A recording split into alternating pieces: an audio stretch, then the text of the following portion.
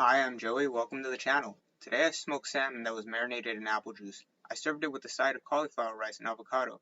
This meal is a little over a pound of food, but it only has 393 calories and 49 grams of protein. It's a great way to stay full. Let me show you how I made it.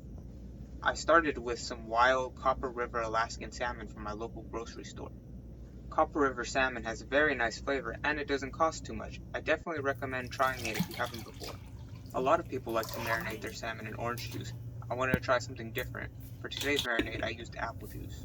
I used 2 cups of apple juice to 1 pound of salmon. I threw in half a teaspoon of salt. I recommend using more salt if you are not going to use a finishing salt, and or if you are not trying to watch your sodium levels. To add in a little more sweetness to the salmon, I added in 1 teaspoon of swerve brown sugar. Feel free to use regular brown sugar. I know this marinade sounds like it's going to be really sweet, but it is remarkably well balanced. Next, I put in 1 serving of sugar-free Mrs. Butterworth. Feel free to use honey or maple syrup. I threw the salmon into a sealable bag and poured in the marinade. I let this marinate for approximately 30 minutes, but feel free to let it go for up to an hour.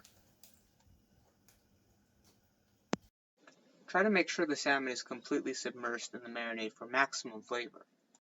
I preheated the pellet smoker at 225 degrees Fahrenheit. The key to great smoked salmon is to go low and slow to ensure the meat gets maximum smoke absorption. While the smoker was preheating, I prepped some cauliflower. I removed the outer leaves. I only want the cauliflower florets to make the cauliflower rice. After I removed the leaves from the outside of the cauliflower, I chopped it down into small enough pieces to fit in the blender. I tossed the florets into the blender, and then I used the pulse function to rice the cauliflower.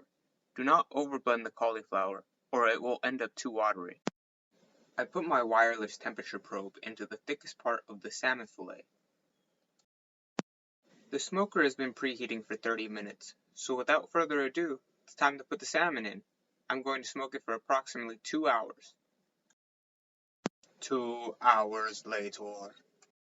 The salmon has reached an internal temperature of 120 degrees Fahrenheit. The key to juicy salmon is not to overcook it. This is how the salmon came out.